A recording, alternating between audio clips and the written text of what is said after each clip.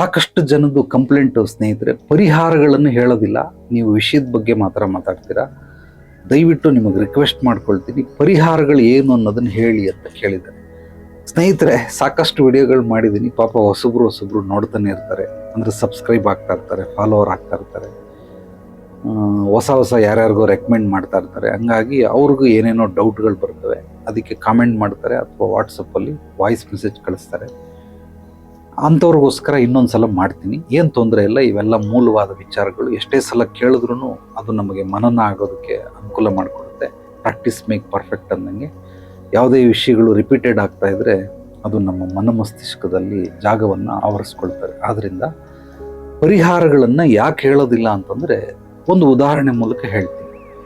ನೀವು ಯಾವುದೇ ಒಂದು ಯೂಟ್ಯೂಬು, ಮನೆಯಲ್ಲಿ ಇವತ್ತೆಲ್ಲ ದೊಡ್ಡ ದೊಡ್ಡ ಟಿ ವಿಗಳು ಇಟ್ಕೊಂಡಿರ್ತಾರೆ. ಆ ಟಿ ವಿಲಿ ನೋಡಿ, ಒಬ್ಬರು ಹಾರ್ಟ್ ಸರ್ಜನ್ ಹಾರ್ಟ್ ಆಪ್ರೇಷನ್ ಮಾಡ್ತಾವ್ರೆ. ಎಲ್ಲ ಹೇಳ್ತಾರೆ, ಟೂಲ್ಸ್ ಯಾವುದು ಇಟ್ಕೊಳ್ಬೇಕು, ಏನು ಮಾಡಬೇಕು, ಹೆಂಗೆ ಕುಯ್ಬೇಕು, ಲೈಟ್ ಹೆಂಗಿರ್ತದೆ ಎಲ್ಲ ಹಾಕ್ಬಿಟ್ಟು ಅದನ್ನು ಕುಯ್ದುಬಿಟ್ಟು ಹಾರ್ಟ್ ಆಪ್ರೇಷನ್ ಮಾಡೋದನ್ನು ತೋರಿಸ್ತಾರೆ. ಹೆಂಗೆ ಹೊಲಿಗೆ ಹಾಕ್ಬೇಕು ಎಲ್ಲ pin to pin A to Z. ಒಂದು 3 ರಿಂದ 4 ಗಂಟೆ ವಿಡಿಯೋ, ಲೈವ್ ವಿಡಿಯೋಗಳು ನಿಮಗೆ ಸಿಗ್ತವೆ.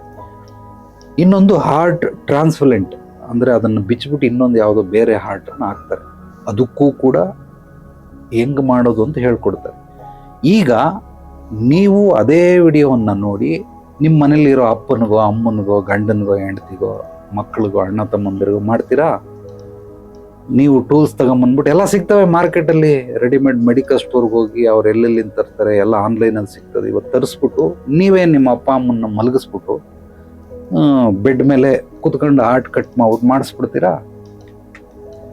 ಸೊ ಪರಿಹಾರ ಹೇಳಿ ಅಂತ ಹೇಳಿದ್ರಲ್ಲ, ಇದು ಡಾಕ್ಟ್ರು ಮಾಡುವಂಥ ಕೆಲಸ. ಡಾಕ್ಟ್ರು ಹೇಗೆ ಆಪ್ರೇಷನ್ ಮಾಡ್ತಾರೆ ಅನ್ನೋದನ್ನ ಒಂದು ವಿಡಿಯೋ ಮೂಲಕ ಜನಗಳಿಗೆ ಅವೇರ್ನೆಸ್ ಮೂಡಿಸೋಕ್ಕೋಸ್ಕರ ಒಂದು ವಿಡಿಯೋ ಮಾಡಿದ್ದಾರೆ.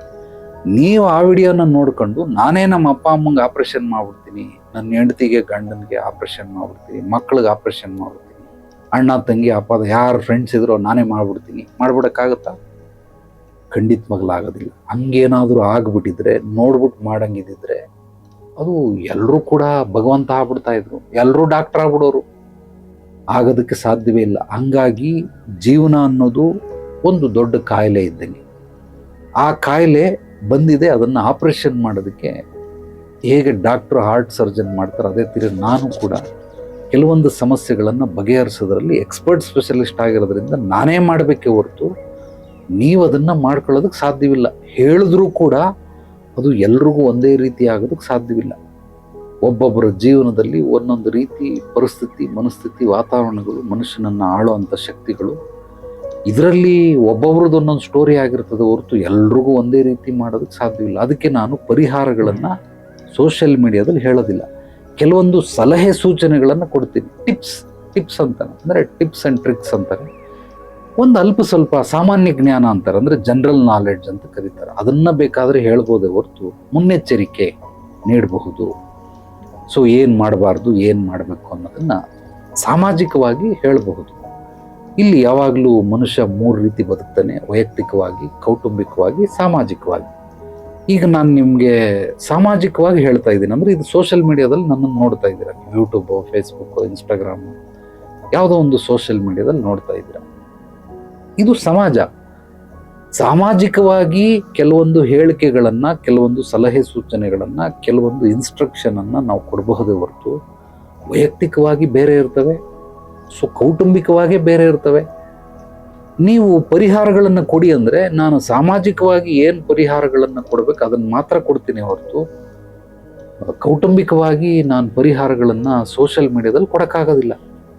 ಅದು ಪರಿಹಾರಕ್ಕೆ ಬಂದರೆ ನೇರವಾಗಿ 1 to 1 ಕನ್ಸಲ್ಟೇಷನ್ ಇದ್ದರೆ, ಅಂದರೆ ಮುಕ್ತ ಸಮಾಲೋಚನೆ, ಆಪ್ತ ಸಮಾಲೋಚನೆಯ ನಂತರ ನಿಮ್ಮ ಸಮಸ್ಯೆಗಳನ್ನು ತಿಳಿದು ಅಳೆದು ತೂಗಿ ಅದರ ಹಿನ್ನೆಲೆ ಪೂರ್ವಾಪರವನ್ನು ತಿಳಿದ ಮೇಲೆ ಏನಿದಕ್ಕೆ ಪರಿಹಾರ, ಸಮಸ್ಯೆಗೆ ಮೂಲ ಕಾರಣ ಹುಡುಕದೇನೆ ಪರಿಹಾರಗಳನ್ನು ಕೊಡೋದಕ್ಕೆ ಸಾಧ್ಯವಿಲ್ಲ.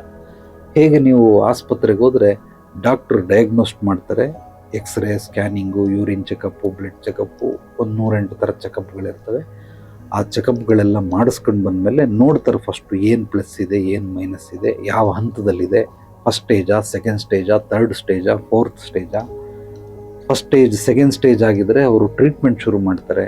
Long treatment 6 months, 1 year, 2 year, 3 years, ಕೆಲವರು 5 ಇಯರ್, 10 ಇಯರ್ವರೆಗೂ ಕೂಡ ಟ್ರೀಟ್ಮೆಂಟ್ ಮಾಡುವಂಥ ಕೆಲವೊಂದು ಕಾಯಿಲೆಗಳಿರ್ತವೆ. 3rd ಸ್ಟೇಜಲ್ಲಿದ್ದರೆ ಆಪ್ರೇಷನ್ ಮಾಡ್ತಾರೆ ಆ ಸಮಸ್ಯೆಯಿಂದ ಮುಕ್ತಿ ಹೊಂದೋದಕ್ಕೆ. 4th ಸ್ಟೇಜ್ಗೆ ಹೋಗ್ಬಿಟ್ರೆ ಡಾಕ್ಟರ್ ಆಪ್ರೇಷನ್ ಮಾಡೋದಿಲ್ಲ. ಇರೋಷ್ಟು ದಿವಸ ಚೆನ್ನಾಗಿ ತಿನ್ಕೊಂಡು ಉಣ್ಕೊಂಡಿರಪ್ಪ ಅಂತ ಪಾಪ ಬಿಟ್ಬಿಡ್ತಾರೆ. ಯಾಕೆಂದರೆ 4th ಸ್ಟೇಜ್ಗೆ ಹೋಗಿರೋದ್ರಿಂದ ಆಪ್ರೇಷನ್ ಮಾಡಿದ್ರು ಕೂಡ ಅದು ಸಕ್ಸಸ್ ಆಗಲ್ಲ, ಡಾಕ್ಟರ್ ಪಾಪ ಹೇಳ್ಬಿಡ್ತಾರೆ. ಅದೇ ರೀತಿ ನಿಮ್ಮ ಸಮಸ್ಯೆಗಳು ಯಾವ ಸ್ಟೇಜಲ್ಲಿದೆ, 1st ಸ್ಟೇಜಲ್ಲಿದೆಯಾ, 2nd ಥರ್ಡಲ್ಲಿದೆಯಾ, 4th ಗೊತ್ತಿಲ್ಲ ಅಂತಂದಮೇಲೆ ನಾನು ಹೇಗೆ ಪರಿಹಾರ ಕೊಡೋಕ್ಕಾಗುತ್ತೆ? ಸಬ್ಜೆಕ್ಟ್ ಏನು? ಸಬ್ಜೆಕ್ಟ್ ವಿಷಯವಾಗಿ ಸಾಮಾಜಿಕವಾಗಿ ಹೇಳ್ಬೋದೇ ಹೊರತು ಕೌಟುಂಬಿಕವಾಗಿ ಹೇಳೋಕ್ಕೂ ಆಗೋದಿಲ್ಲ, ವೈಯಕ್ತಿಕವಾಗಿ ಹೇಳೋಕ್ಕೂ ಆಗೋದಿಲ್ಲ. ಅದನ್ನು ಕೌನ್ಸಿಲಿಂಗ್ ಮಾಡ್ದೇನೆ ಆ ಒಂದು ವಿಷಯದ ಬಗ್ಗೆ ಕ್ಲಾರಿಟಿ ಕೊಡೋದಕ್ಕೆ, ಪರಿಹಾರ ಕೊಡೋದಕ್ಕೆ ಸಾಧ್ಯವೇ ಇಲ್ಲ. ಅದಕ್ಕೆ ಮುನ್ಸೂಚನೆ ಅಥವಾ ಮುನ್ನೆಚ್ಚರಿಕೆ, ಜಾಗೃತಾ ಕ್ರಮ ಕೈಗೊಳ್ಳಬಹುದು. ಅದಕ್ಕೆ ಮಾತ್ರ ಹೇಳ್ಕೊಡ್ತೀನಿ ಹೊರತು ಎಲ್ಲವನ್ನ ಆಗೋದಕ್ಕೆ ಸಾಧ್ಯವಿಲ್ಲ. ಸೊ ನಾನು ಅಕಸ್ಮಾತ್ ಹೇಳಿದ್ರೂ ಕೂಡ ಅದನ್ನು ಮಾಡಿಕೊಂಡವ್ರಿಗೂ ಒಬ್ರಿಗೋ ಇಬ್ಬರಿಗೂ ಅನುಕೂಲ ಆಗುತ್ತೆ ಹೊರತು ಇನ್ನು 98 ಜನಕ್ಕೆ ಅನಾನುಕೂಲ ಆಗುತ್ತೆ. ಅನಾನುಕೂಲ ಆಗೋದಕ್ಕೆ ಯಾಕೆ ನಾನು ಸೋಷಿಯಲ್ ಮೀಡಿಯಾದಲ್ಲಿ ಹೇಳಬೇಕು? ಆದ್ದರಿಂದ ಕೆಲವರೆಲ್ಲ ಹೇಳ್ತಾರೆ, ಸುಮ್ಮನೆ ಕೊಂಕಣ ಸುತ್ತ ಮೈಲಾರಿಗೆ ಬಂದ ಅಂತಾರೆ, ಸುಮ್ಮನೆ ಸುತ್ತಿಸ್ತಾ ಇರ್ತಾರೆ ಅಷ್ಟೇ. ಕೆಲವರೆಲ್ಲ ಹೇಳ್ತಾರೆ, ಕೈ ಮೇಲೆ ನಂಬರ್ ಬರ್ಕೊಳ್ಳಿ, 6, 7, 8 ಬರ್ಕೊಂಬಿಡಿ, ಸೊ ನಿಮ್ಮ ಸಾಲಗಳೆಲ್ಲ ತೀರೋಗ್ಬಿಡ್ತದೆ. ಇದ್ರ ಮೇಲೆ ನಂಬರ್ ಬರ್ಕೊಳ್ಳೋದ್ರಿಂದ ಸಾಲ ಹೆಂಗೆ ತೀರ್ತದೆ? ಜನರಲ್ಲಾಗಿ ಹೇಳ್ತಾ ಇದ್ದೀನಿ, ನೀವು ಥಿಂಕ್ ಮಾಡಿ. ಈಗ ಒಬ್ಬನಿಗೆ ಒಂದು 3 ಕೋಟಿ ಸಾಲ ಐತೆ, 1 ರೂಪಾಯಿ ಬ್ಯಾಕಪ್ ಇಲ್ಲ, ಯಾರು ಸಾಲ ಕೊಡೋರು ಇಲ್ಲ. ಅವ್ನು ಮಾರಿದ್ರೆ ಕಿಡ್ನಿ ಅವನ ದೇಹದಲ್ಲಿರೋ ಅವಯವಗಳನ್ನು ಮಾರ್ಕೋಬೇಕು ಹೊರತು ಮಾರಿದ್ರು 3 ಕೋಟಿ ಯಾರು ಕೊಡೋದಿಲ್ಲ. ಅವ್ನ ಕೈ ಮೇಲೆ ಬರ್ಕೊಂಡ್ರೆ ಸಾಲ ಹೆಂಗೆ ತೀರ್ತದೆ? ಸಾಲ ತೀರ್ಬೇಕಂದ್ರೆ ಏನಾದರೂ ಬಿಸ್ನೆಸ್ ಮಾಡಬೇಕು, ದುಡ್ಡು ಬರಬೇಕು. ಅವ್ನು ದುಡ್ಡು ಬಂದ್ರೇ ಸಾಲ ತೀರ್ಸೋಕ್ಕಾಗೋದು. ದುಡ್ಡು ಬರೋದಕ್ಕೆ ಅವನ ಹತ್ರ ಎಷ್ಟು ಸ್ಕಿಲ್ ಇದೆ, ಎಷ್ಟು ಟ್ಯಾಲೆಂಟ್ ಇದೆ, ಅವನು ಎಷ್ಟು ವ್ಯಾಲ್ಯೂಗೆ ಬದುಕ್ತಾನೆ, ಅವನ ಆಲೋಚನೆಗಳು, ಅವನ ಚಿಂತನೆಗಳು, ಅವನ ಒಂದು ಐಡಿಯಾ, ಉಪಾಯಗಳು, ಇದೆಲ್ಲ ಎಷ್ಟಕ್ಕೆ ಬೆಲೆ ಬಾಳ್ತವೆ.